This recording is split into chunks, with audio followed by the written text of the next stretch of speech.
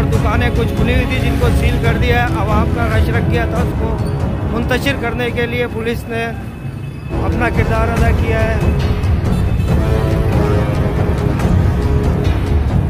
ये इस वक्त अकबर रोड के दुकानदार सारे बाहर खड़े हैं और इस वक्त SDM वगैरह यहाँ मौजूद हैं, पुलिस यहाँ मौजूद है। दुकानें बंद कराई जा रही हैं।